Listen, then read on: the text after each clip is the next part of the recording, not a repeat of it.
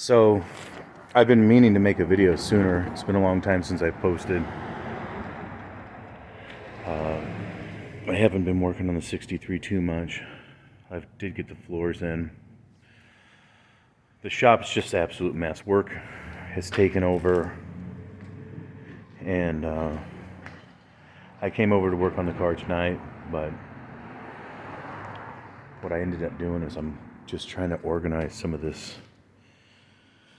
You know, we're working out of here too, so we just have a lot of work stuff that needs to get organized and cleaned up a little bit.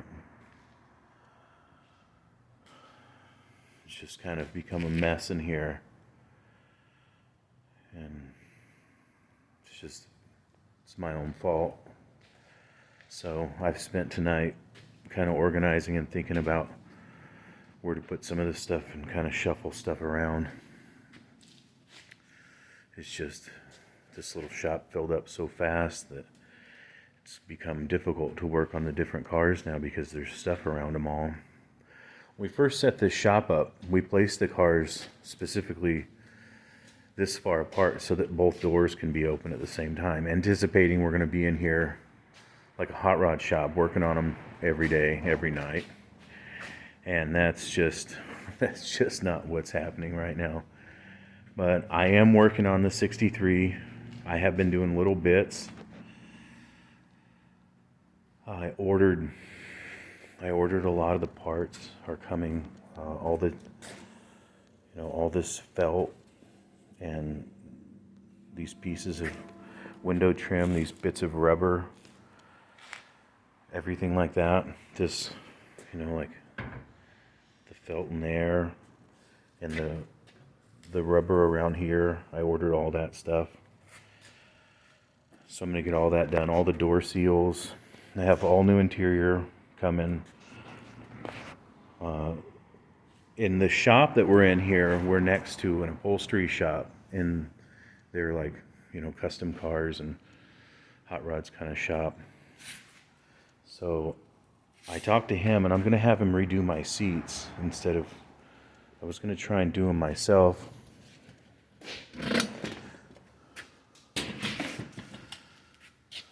So they're a mess, but he's going to try and mimic that pattern real close.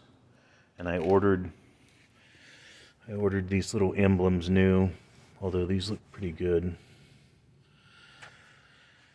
So he's going to make them so they look real similar. I'm excited about that. He's going to do a nice job. I've seen some of his other work. So I'm going to have him do the seats. And I already bought the door panels. On the convertible, this back armrest and door panel thing sticks out further to hide that spring. And I can't find that part. So I'm going to have them put leather on that for me. They're going to redo the top. I ordered the top. It's going to be here Thursday. So what I think I'm going to do is see if he'll take the top off and take it all out and then give me the car back, because it's easy enough to move the car back. They're like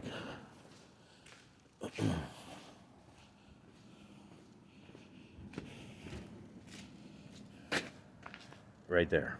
That's the upholstery shop.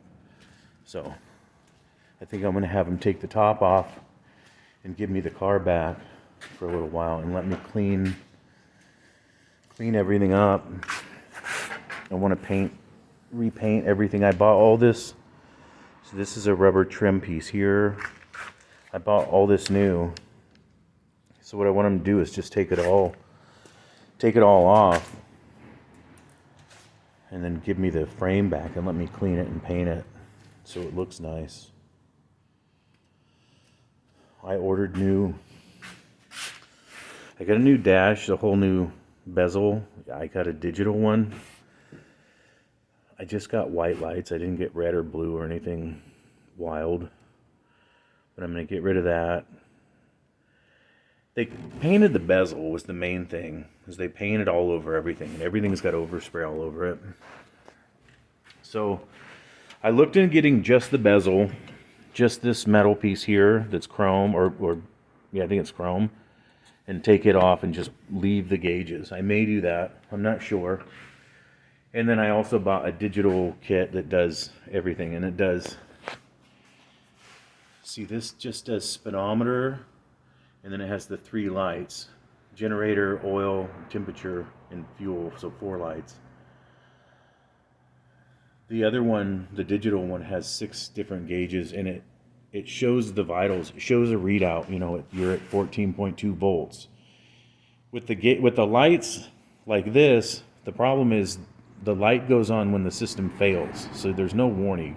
You can't watch the vitals, see how hot you are, see what your volts are running. So that's why I got the digital one. It was cheaper than buying all new gauges, but I'm kind of trying to do this on a budget. So that's coming. I got the radio. It's a 2-knob radio. It has like USB port and Bluetooth and all that stuff, but it fits back in the original hole, and it looks like an original 2-knob radio. So I got that. I got the little speaker that goes in the vent. I want to clean the vent up and paint it. They painted it white. So I need to get in there and clean every single one of those little fins and paint it black. And then I can put my new dash cover on. I'm trying to leave all these old stickers he has on it. These are cool. Like, that's clearly an old sticker. I want to leave that on there. I'm going to get the side trim for here and get that put on. Otherwise, I'm not doing a whole lot to the paint and body right this minute. Probably next year I'll do the paint and body. But right now I'm just doing all the interior and the top. I'm going to make it run and drive clean. It has a 283 and a 2-speed power glide. So as of right now, I'm just going to make it drive. Part of the reason I'm hesitating is because the power glide leaks real bad.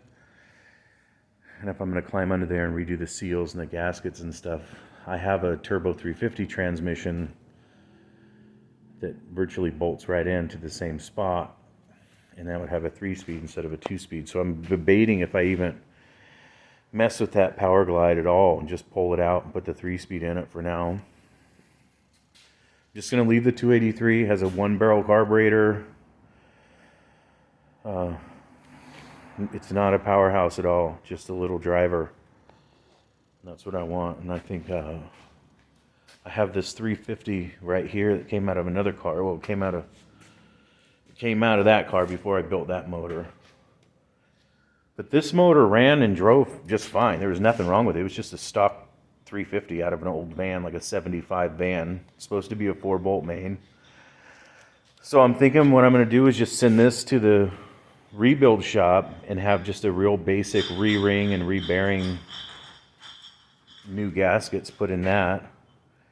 And I also have a 350 tranny, a 3-speed, and I think I'll just put new seals and new gaskets in that and put the 2 of them in the car either this winter or maybe next winter,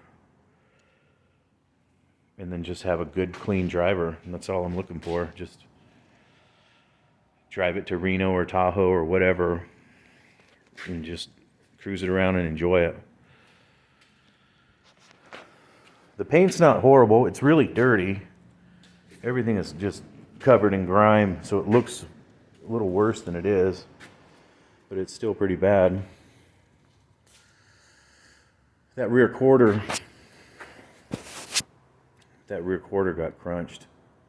So that's why I'm really not worrying about the body and the paint right now. I just want to put this trim back on, you know, so it looks nice. This stuff's really bent. You know, clean it up, put it back on right, make it look good. Looks like they covered a couple of the holes back here. I'll have to drill new holes and just put the trim back on for now and leave it. I've got a guy that's going to do the quarter panel and the paint for me in a year or so. So I'm going to get it running and driving save up a little money and have them paint it for me. I'm gonna do a metallic blue, like a mid-60s. Most cars came. We got action outside. Kind of like,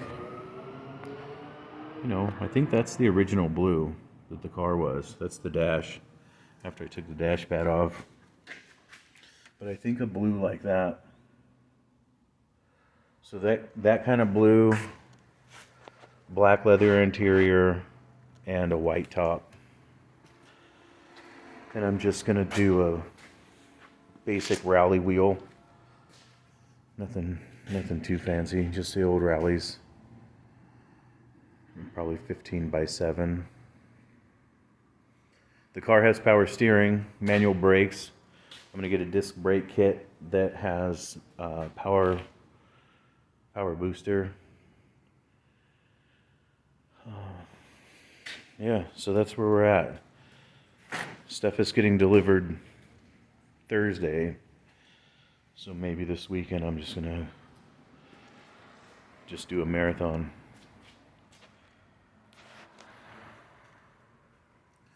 We still got that one sitting there.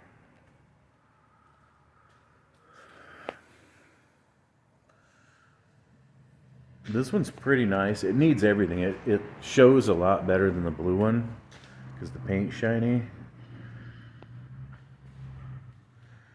But this one's going to get a lot of changes too. It's going to get a V8. It has a straight 6 right now.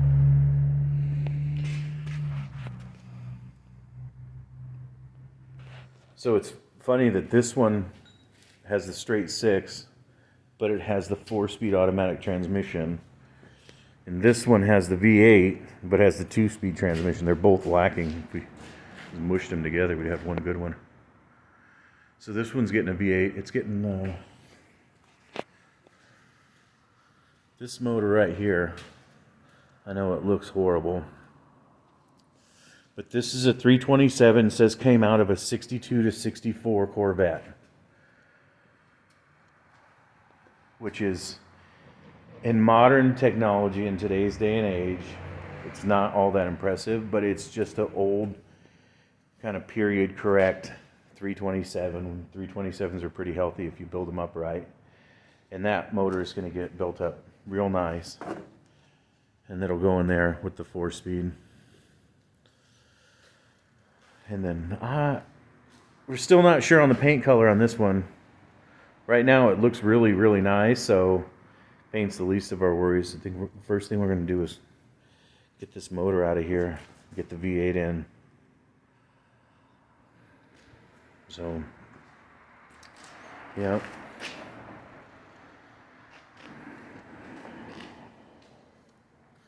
Well, that's an update video.